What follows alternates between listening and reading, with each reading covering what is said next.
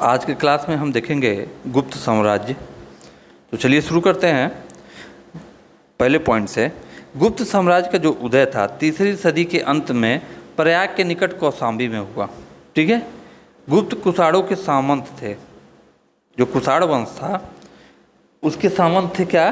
गुप्त आपके। उसके बाद हम बात करेंगे, ये संभवतः वैश्य थे। गुप्त साम्राज्य उतना विशाल नहीं था जितना मौर्य साम्राज्य था। फिर भी इसकी एक विशेषता यह थी कि इसने सारे उत्तर भारत को 335 ईस्वी से 455 ईस्वी तक एक सदी से ऊपर राजनीतिक एकता के सूत्र में पिरोए रखा। क्लियर? आगे देखिए। ऐसा प्रतीत होता है कि गुप्त शासकों के लिए बिहार की अपेक्षा उत्तर प्रदेश अधिक महत्व वाला प्रांत था, क्योंकि आरंभिक गुप्त मुद्राएं और अभिलेख मुख्यतः इसी राज्य में पाए गए हैं। कहाँ? यूपी में। यहीं से गुप्त शासक कार्य संचालन करते रहे और अनेक दिशाओं में बढ़ते गए। गुप्त वंश का जो संस्थापक था, देखिए इंपॉर्टेंट करिए, गुप्त वंश का संस्थापक पूछ लेता है एग्जाम में, वंश और उसके संस्थापकों से क्वेश्चन आ जाता है। तो गुप्त वंश का जो संस्थापक था वो आपका श्रीगुप्त था। प्रभावती गुप्त के पूना स्थित ताम्रपत्र अभिलेख में श्रीगुप्त का उल्लेख गुप्त वंश के आदिराज के रूप में, ठीक है, किया गया है। आगे हम बात करें। अब देखिएगा, श्रीगुप्त का उत्तराधिकारी घटोत्कच 280 से 319 ईस्वी में हुआ था।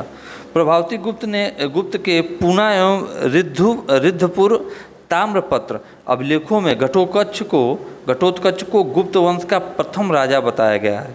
गुप्त वंश का प्रथम महान सम्राट चंद्रगुप्त प्रथम 319 से 334 ईस्वी तक था। इसने उस समय के प्रसिद्ध लिच्छवी कुल की कन्या कुमार देवी, जो संभवतः नेपाल की थी, से विवाह किया। तो जो गुप्त वंश का प्रथम महान सम्राट था वह आपका था चंद्रगुप्त प्रथम। और इन्होंने क्या किया था, उस समय लिच्छवी कुल की जो कन्या कुमार देवी थी, संभवतः नेपाल की थी, उससे क्या किया, उसने विवाह किया था। चलिए आगे हम देखते हैं।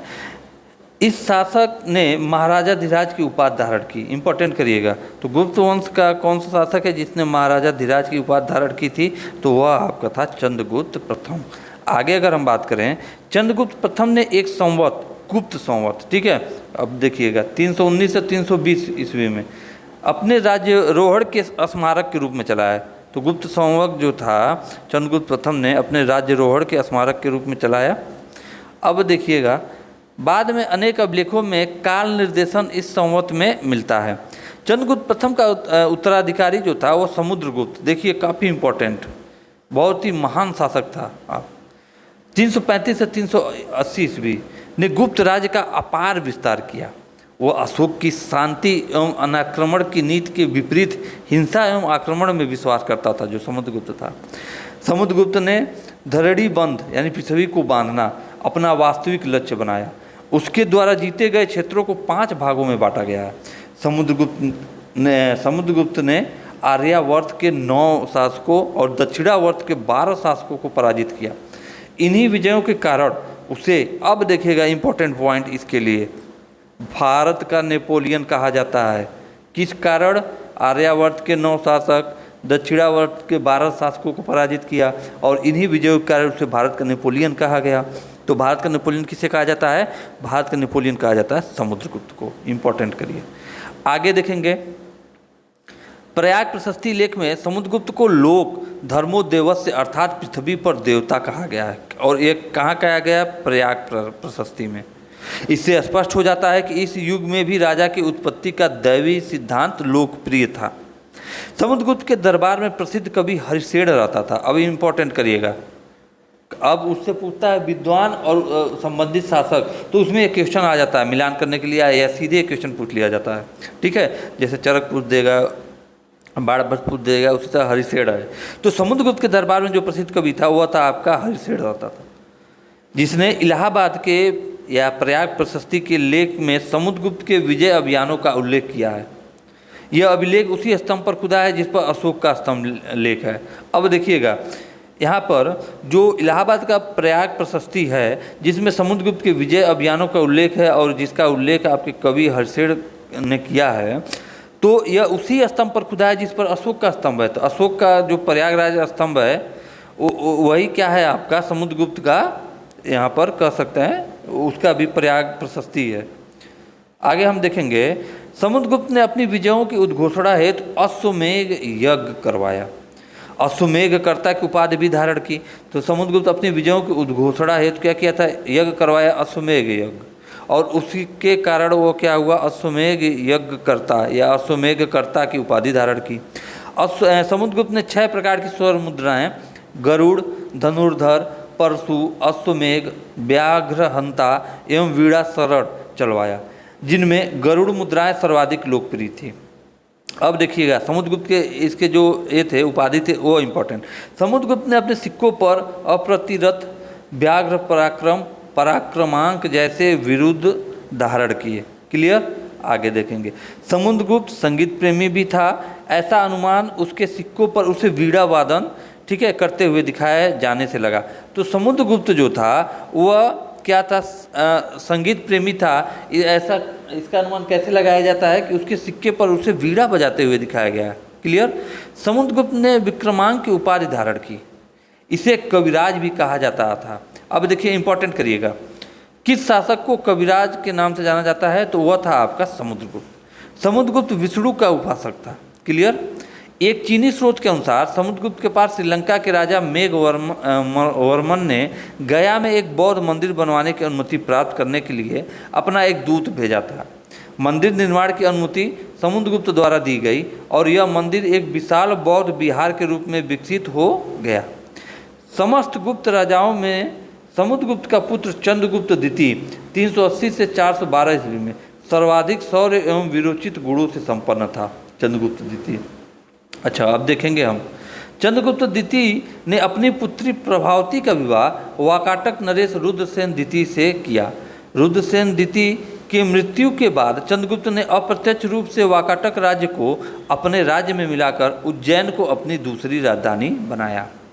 चंद्रगुप्त द्वितीय के शासनकाल में चीनी बौद्ध यात्री फायान भारत आया था। अब इम्पोर्टेंट करिएगा, यही सब क्वेश्चन पूछता है, शासक देगा और आपको विदेशी यात्री देगा। ठीक है, तो किसके शासनकाल में कौन आया था, तो चंद्रगुप्त द्वितीय के शासनकाल में चीनी बौद्ध यात्री फायान आया था। और अगर पूछ दे ह्वेन सांग किसके शासनकाल में आया था, तो वह हर्षवर्धन के काल में आया था।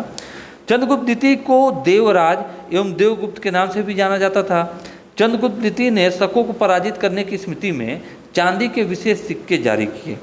चंद्रगुप्त द्वितीय की उज्जैन सभा में रहने वाले 9 रत्नों या 9 विद्वानों, जिसको बोलते हैं 9 रत्न, मतलब उसमें 9 विद्वान थे, में कौन कौन से थे, आर्यभट्ट, वराहमिहिर, धन्वंतरी, ब्रह्मगुप्त, कालिदास, अमर सिंह, भारवी, विष्णु शर्मा एवं मात्रगुप्त आदि का नाम उल्लेखनीय है। देखिए काफ़ी इम्पोर्टेंट जो पर्सनालिटी थे सब इस चंद्रगुप्त द्वितीय के दरबारी थे या उसके दरबार में रहते थे। आगे अगर हम बात करें, चंद्रगुप्त द्वितीय का उत्तराधिकारी कुमारगुप्त प्रथम या गोविंद गुप्त, जो 415 से 454 ईस्वी तक शासक किया हुआ, इसे कुमारगुप्त महेंद्रादित्य भी कहा जाता है। नालंदा विश्वविद्यालय की स्थापना कुमारगुप्त ने की। अब इम्पोर्टेंट देखिएगा, देखिए जो उसमें आपको दे देता है भवन और उसके निर्माणकर्ता में दे देगा स्थापत्यकर्ता में। तो जैसे नालंदा विश्वविद्यालय किसने किया, कुमारगुप्त ने। वहीं अगर आप पूछ देता कि विक्रमशिला का, और फिर उसके बाद तो विक्रमशिला का जो हुआ था वो अपने धर्मपाल ने किया था। ठीक है, और तक्षशिला का पूछ दे तो तक्षक पुत्र ने किया था। तो ऐसे क्वेश्चन आते हैं एग्जाम में। ठीक है, आगे हम बात करते हैं कि कुमारगुप्त ने काफ़ी संख्या में मुद्राएं जारी करवाई। बयाना मुद्रा भांड से कुमारगुप्त की लगभग 623 मुद्राएं मिलती हैं। इनमें मयूर शैली की मुद्राएं विशेष महत्वपूर्ण थीं। मयूर शैली में बना चांदी की कुछ मुद्राएं सबसे पहले मध्य प्रदेश में मिली। ठीक है, कुमारगुप्त के सोने के एक सिक्के के अग्रभाग पर अश्व एवं यूप के चित्र हैं, तो उसके पृष्ठभाग पर चर्मधारिणी राजमहर्षि का चित्र एवं अश्वमेघ महेंद्र लिखा हुआ है। चीनी बौद्ध यात्री ह्वेन सांग ने कुमारगुप्त का नाम शक्रादित्य बताया। क्लियर। कुमारगुप्त प्रथम का उत्तराधिकारी स्कंदगुप्त हुआ। स्कंदगुप्त ने गिरनार पर्वत पर स्थित सुदर्शन झील का पुनरुद्धार करवाया था। इसे पर्णदत्त को सौराष्ट्र का गवर्नर नियुक्त किया। इसने क्या किया था, पर्णदत्त को सौराष्ट्र का गवर्नर नियुक्त किया। आगे हम बात करेंगे, स्कंदगुप्त की स्वर्ण मुद्राओं पर इसकी उपाधि विक्रमादित्य से मिलती है। क्लियर। स्कंदगुप्त के शासनकाल में ही हूणों का आक्रमण शुरू हो गया। भानुगुप्त अंतिम गुप्त शासक था। गुप्त सम्राटों के समय गणतंत्रीय राज व्यवस्था का ह्रास हुआ। गुप्त प्रशासन राजतंत्रात्मक व्यवस्था पर आधारित था। देवत्व का सिद्धांत गुप्तकालीन शासकों में प्रचलित था।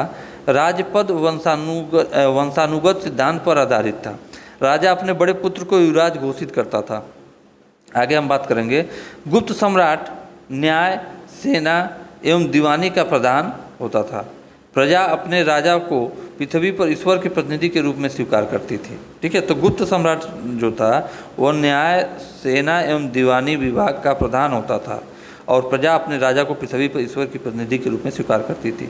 गुप्त सम्राट परम देवता, परम भट्टारक और महाराजाधिराज, पृथ्वीपाल, परमेश्वर, सम्राट, एकाधिकार एवं चक्रवर्तीन जैसे उपाधियां धारण करता था।